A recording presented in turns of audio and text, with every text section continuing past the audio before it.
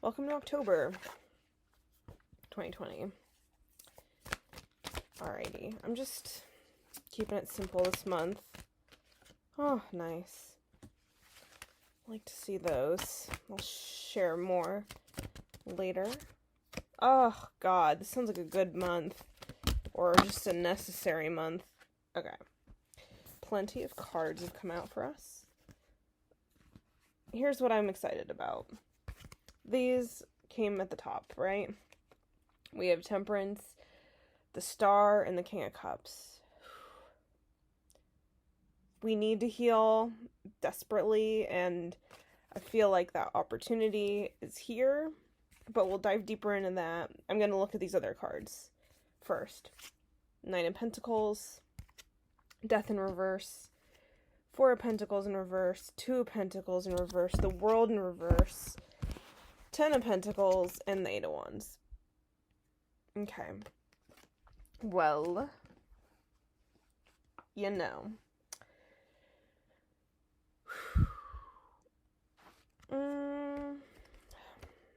Let's talk about these first. Yes. Okay.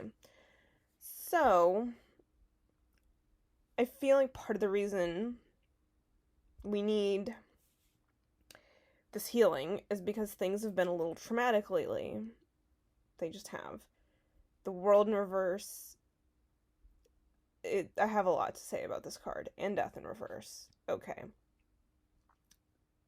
The World is obviously completion, cycles, kind of coming to the end of a journey, etc. In this deck in particular, it's like an atom. And I have been thinking about atoms a lot lately. In what regard? Well, just that they're the fundamental building blocks of what reality is.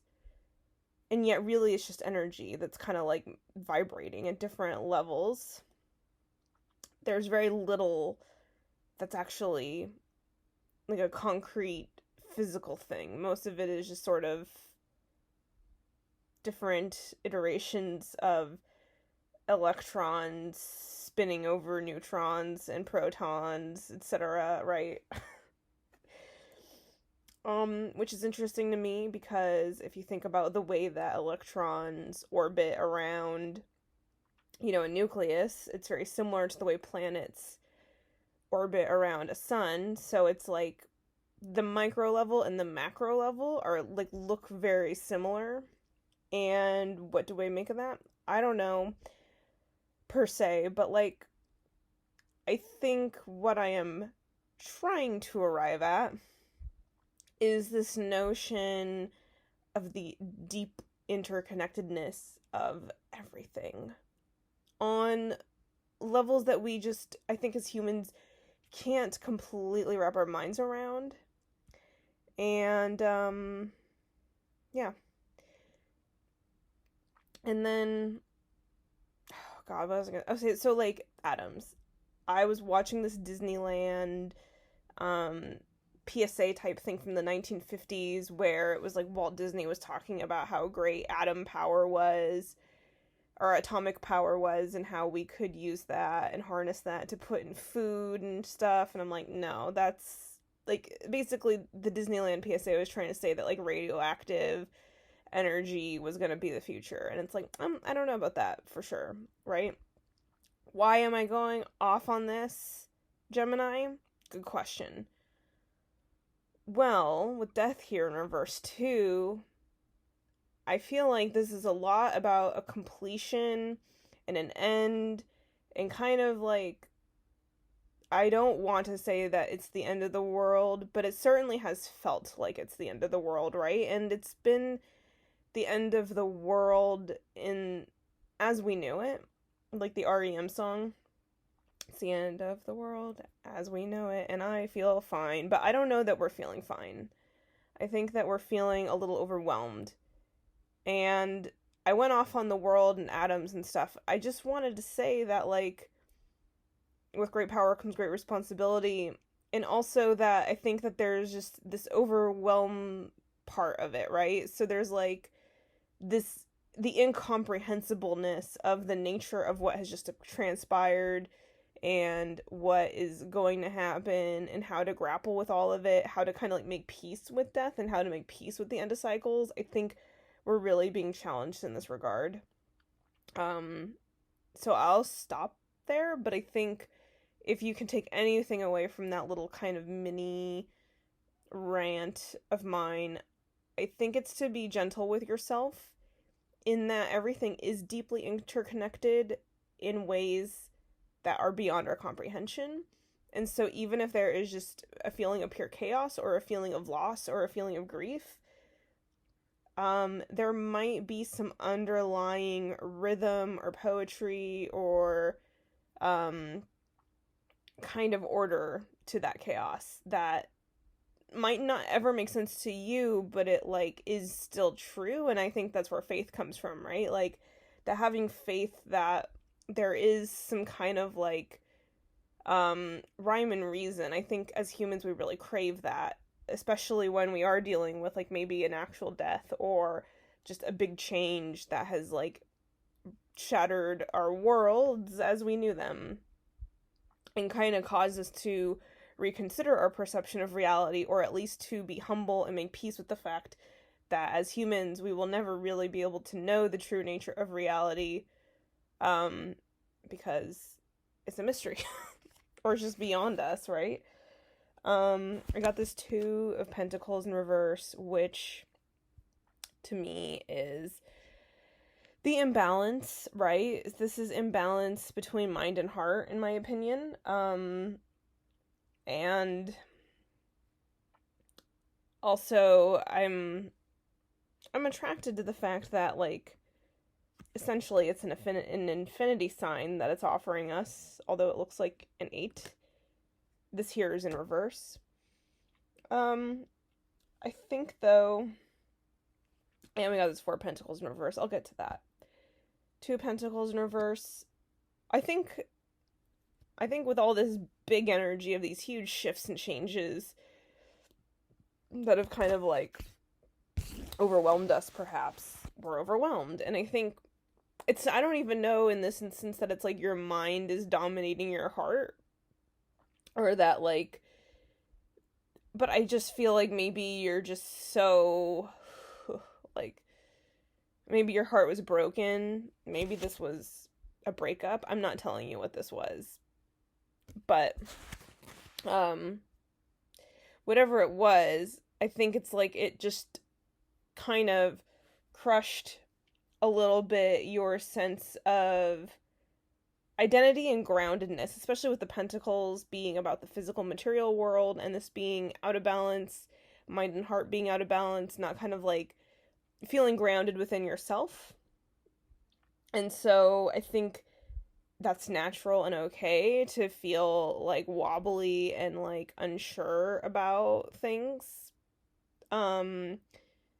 especially after what feels like this kind of like traumatic, and I'm not saying a trauma happened to you, but I am just saying that like this energy feels, death in reverse and the world in reverse just feels like I can't believe, it just feels like an I can't believe or like I don't understand anymore.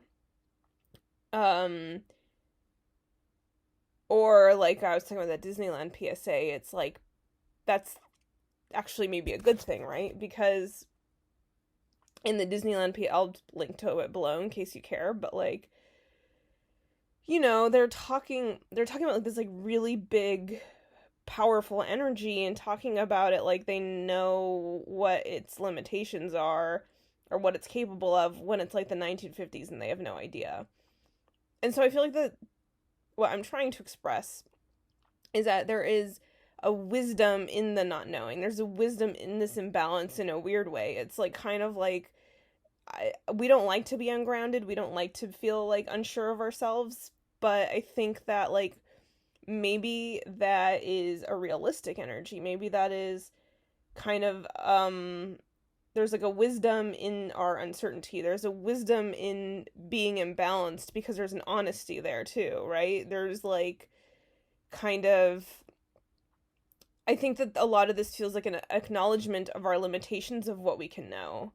or be certain of, right? And I think part of what 2020 is challenging us to do is to live in the mystery, to like live in that space of never really knowing, and to find a sense of peace and comfort within uncertainty and unknowingness. And I think you can have comfort without certainty, right? It's like about that making peace. So I'm kind of going off on this, but I just want to say that this feels like an important lesson. Especially, dude, you're a Gemini and you're already like kind of able to see things from both perspectives. And I think that this is kind of maybe a natural state for you in a weird way, to kind of like not be completely convinced of anything. So lean into that. Okay. I got the Four of Pentacles in reverse, and this is a scarcity mindset that's being let go. And we got a lot of like healing and forward movement coming up next. So I think that your world, I mean, I'm thinking of the song All Star by Smash Mouth, and they say, "My world's on fire, how about yours?" Right? And for some of us, the world literally has been on fire. So there's that, you know? But the song is a hopeful song. And he says, "That's the way I like it, and I'll never get bored," about the world being on fire. And then it's like, "Hey, now you're an all-star, get your game on, go play." So that's basically, I mean, you're an all-star now, right? I mean, we got the Nine of Pentacles and the Ten of Pentacles. So it's like, I feel like with the Four of Pentacles, before I move on, it's like within all this potential loss, or within this uncertainty, or within this like being shaken up, it's like, well, part of a scarcity mentality is trying to like hang on to things, right? Like hang on to that stability. But it's like, if you've acknowledged at this point that there is no such thing as true stability or certainty, then I think that just kind of like naturally helps you let go of that scarcity mindset, because I think you like in accepting the fluctuating, uncertain nature of reality and how little you know, I think that there is going to be just less of that underlying tendency to cling to things, because you know, well, that's not like, if your like subconscious beliefs about how the world works have been like confused and shattered, then I think along with that comes some like limiting beliefs that were holding you back, like holding on to things desperately, knowing that everything is ephemeral and fleeting and that we can't, right? So it's like, I feel like this is just you loosening up in the face of like having everything kind of mixed up. You know, so now we're moving into like this really positive chapter. We have the Nine of Pentacles and the Ten of Pentacles. We have the Eight of Wands. We have Temperance. We have the Star, and we have the King of Cups. So where should I begin? I don't know. I mean, maybe I'll go back to the Star and Temperance and the King of Cups. I just really love this energy. I mean, I don't even know what I can possibly say about it that isn't just like evident from the cards themselves. The Star is a card of healing. It's a card of hope. It's a card of rejuvenation. It's a card of kind of,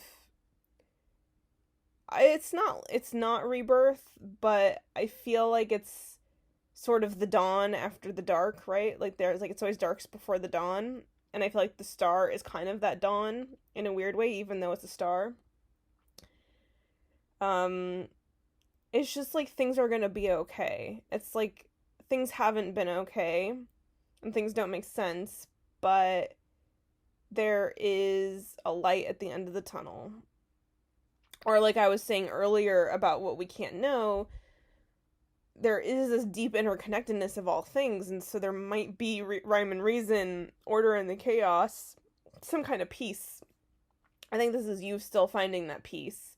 What I was saying earlier about you can find peace in uncertainty or even in tragedy. Temperance is to me about blending and balancing disparate elements. So it's kind of like an alchemy card for me. So kind of like a example would be blending fire and water to create something.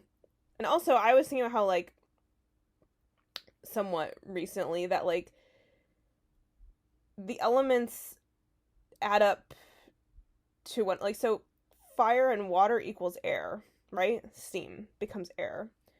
And then like what else? Maybe air and earth can sometimes become fire. Like if you think about the earth being trees and like an air like kind of blowing on. Anyway. Or let's see what else. Earth and fire. I don't know. I'm trying to do alchemy math at this point. I guess you don't need me to sit here and do that right now. But I am thinking temperance is like, here are these elements of my life that don't feel like they match, that feel like they're kind of not compatible, but maybe there's some kind of gem to be found within that, right? Or some part, or this could be shadow work too, right? Like some part of my own darkness that I'm like kind of integrating and accepting, and now I'm becoming really whole within myself, and that is also providing more of this healing, right? So it just feels, to me, this feels like a positive feedback loop between you and the external world, between you and yourself, between you and your uncertainty. It's like this acquisition of peace, but the peace isn't being handed to you, and it's not even per se being earned, but I think it's being, like, it's unfolding, and, like, it's coming through this just sort of, like, surrender almost, in this healing process. And we got the King of Cups, which is, like, the master of emotions, and someone, or the spiritual gaze, who I love, I recommend them, gaze with a Z, they were talking about the court cards in their latest podcast episode, and they were talking about the King of Cups being, like, the Queen of Cups is, like, about her inner emotions, but the King of Cups is, like, a master of emotions such that, like, he can hold space for other people's emotions, or she. That does not have to be gendered at all. I personally identify maybe sometimes more with the King of Cups than the Queen of Cups, even though I identify as a woman. So, you know, take that with a grain of salt. But, yeah, the King of Cups is like kind of about, like, I've dealt with my emotions, I've been through all this stuff, like, I kind of know this landscape, and so I'm able to kind of deal with my own tides, so to speak, as they come up, and I'm also able to, like, kind of help other people navigate through their own tides of change and whatever. So with this energy, it just feels really powerful and kind of like the crux of your reading to me, where it's like, especially being a Gemini and you kind of like already being a sign of duality and this temperance, I feel like what's happening for you, Gemini, is kind of like that you are just really settling into your true nature and you're not necessarily at odds with yourself. And I think that you are just really also maybe embracing the paradox, or again, that uncertainty, and kind of just like, I think that the like deep leaning into the mystery of it all is really providing you with, ironically, some stability, right? It's like acknowledging the lack of true stability in the world or true certainty is giving you that inner anchor of like, the only constant in life is change, and knowing that I can greet all the changes that are going to come my way with kind of this equanimity and like this fearlessness almost, because it's like maybe the worst has already happened, and so it's like, well, you know, I've made it through that, and I made it through that, and I made it through that, and you know, I made it through all these different cycles of change. And so, knowing what I know now, I'm just going to keep pressing forward and trust that even if I don't know how it all makes sense, that I have the tools and the skills to kind of just navigate. It's like being the captain of your own boat, King of Cups, right? I've been on the ocean long enough to, pardon. I'll try to wrap this up. Okay. I'll just pause it, actually. Pardon, I got interrupted, but no worries. I don't quite remember where I was leaving off, but basically, let's kind of wrap this up anyway. You're moving forward. Why are you moving forward? Because you kind of understand what you don't understand. Because, your world's upside down, and now you kind of, like, get it. The years start coming and they don't stop coming. Fed to the rules and they hit the ground running. Didn't make sense not to live for fun. Your brain gets smart, but your head gets dumb. So much to do, so much to see. So what's wrong with taking the back streets? You'll never know if you don't go. You'll never shine if you don't glow. So, and only shooting stars break the mold. Right? So you're gonna get your game on and you're gonna get paid. That's basically all I can say to you, is it's All-Star by Smash Mouth. That's your reading. And Nine of Pentacles is you being independent within yourself, perhaps financially, but just kind of having this grounded, like, I can count on me, right? Like what I was talking about earlier, like that inner groundedness in the, like, acceptance of change as a constant. And then the Ten of Pentacles, to me, is the abundance card, as in, like, oh, my cup is overflowing. Like, my Nine of Pentacles, I'm so secure in my Nine of Pentacles that I now have more to give to others, because I'm not a billionaire that hoards wealth. I am, a person who understands that money is energy, and my wealth comes from spreading the wealth with others, right? When the whole ecosystem around me is flourishing, I continue to flourish as an individual. And, like, and also, it's a peacock, so it's, like, definitely about you, again, shining, right? Like, you kind of finding the light. I mean, that was something that, to go back to the beginning of the reading, it's a little dark at the top, right? There's just this kind of, like, heaviness that we're dealing with here. And then I think what we're learning, and again, all that uncertainty and the acceptance of it, is like, I don't fix the darkness, I don't control the darkness, I don't erase it, I just acknowledge that I have a light within me to help guide me through these transits of ends of cycles and all that uncertainty and unknowing. And that is how also I heal and how I help heal the world, is like finding the light within me. So I'm not trying to fix anything about myself. I'm just trying to lean into what is the light, where I shine.